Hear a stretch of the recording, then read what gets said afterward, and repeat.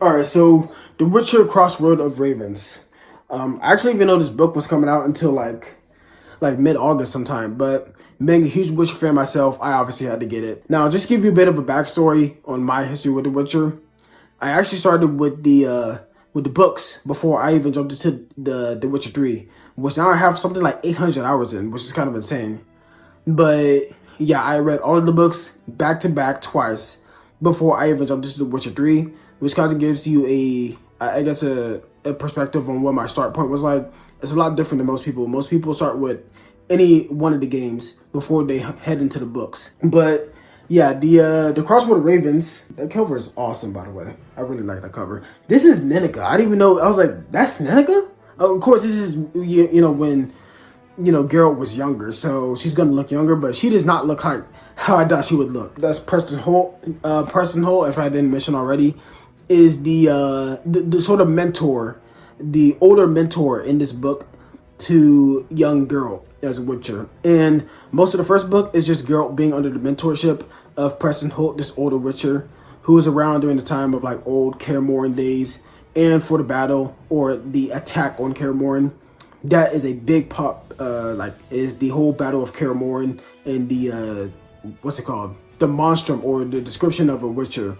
Everything about that will get revealed and you'll basically know, how that whole thing happened and the aftermath of it.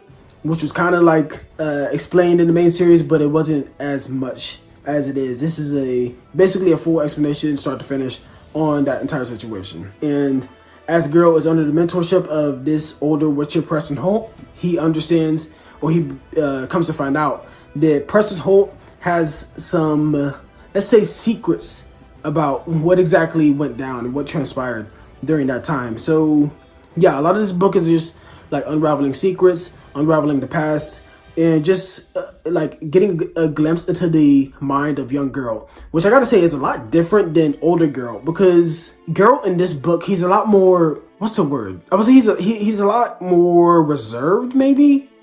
In the books, like, or at least in the main series, he is very outspoken, obviously. He's very philosophical. He's kind of dramatic at times, and he gets called out on it by, his friends like Dandelion often enrages him, Milva. But yeah, in this book, he's a lot more reserved. He lets a lot of like his like non-responses do the talking, like you can do in the games. He more so takes a backseat and just lets his like expressions or his silence do most of the talking for him. Which it's a big departure. I feel like Andrzej Sapkowski wanted us to view it from Geralt's perspective rather than hear it from him. I kind of feel like it was intentional, at least how the book was written and how the characters responded to him. The second half of the book is mostly the aftermath of Geralt's interactions with Preston Holt when he finds out some, I guess, dark stuff from his past involving the battle or the attack against Kaer. And yeah, I would say that is the biggest weakness, is the second half of this book, or at least I want to say the last fit of this book. It was so abruptly ended. I don't know. It feels like there's literally a fit of the book missing. Like, there's a lot of tension in this book. There's a lot of intense moments the girl goes through, a lot of failures that he goes through and that he experiences as a young Witcher. But for some reason, it feels like it came to a head instantly. And I remember there was one moment, basically at the end, where I was like, this is so like shooed in and phoned in. I gotta feel like Andrzej Sapkowski was just like, all right, let's wrap this thing up now. I'm kind of tired of writing the book, because it was so forced. It was unbelievable. It's in like the last, I want to say like last 10 pages. And I couldn't believe it. I was mind blown. But if you read the book, you'll probably just love the book. I mean, it's more The Witcher. It's more Geralt. Who doesn't love that? If you're going to buy this book, you probably have already read the main series. To anyone who hasn't read The Witcher, I wouldn't recommend getting into this book first. I would recommend reading the entire, all the short stories that includes The Last Wish and Sword of Destiny, including as well as the main saga. You can kind of skip over Season of Storms if you want to. I don't recommend it.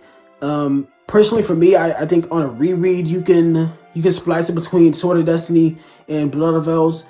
but just read it at the end of the main saga. But yeah, that's sort of a ramble. Besides the point, this book, I would give it like a maybe like a 7 out of 10, just because it was like a strong maybe 8 out of 10. Surprisingly, honestly, it's not like one of the best, most in-depth character written or like character analysis of Geralt that we've seen, but it held up really well up until the end.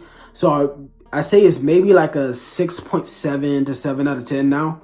That's not saying that it's not worth reading. This is definitely worth reading. If you're a Witcher fan, this is a no-brainer. Even though it's not one of his best works, this is a no-brainer. And for some reason, I feel like this is going to be his last Witcher book because of one of the quotes from Preston Holt that he left at the end.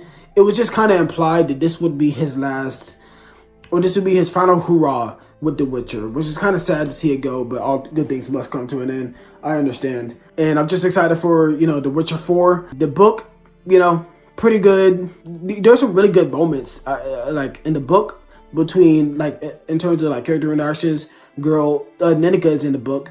So if you read the main series, you'll remember her, Ninika, from the books. I would say she's pretty much the only character from the main series that's in this book. But Geralt's interactions with all of the characters is just phenomenal. I would say that's Andrzej Sapkowski's best tool, is using Geralt as a sort of like this character that takes in all these different personalities from all these different people, just letting it play out. Because Geralt, I don't know, for some reason, Geralt just attracts a lot of he attracts a lot of trouble. He attracts a lot of attention, and it makes for a lot of engaging and complex situations. But other than that, that's really all I got. The book is like a 7 out of 10, but for Witcher fans, it's a must get, of course, as always. Let me know your thoughts in the comments if you're going to get the book, or what are your thoughts on the book if you've already read the book. But anyways, that's it for me. I'll see you next time.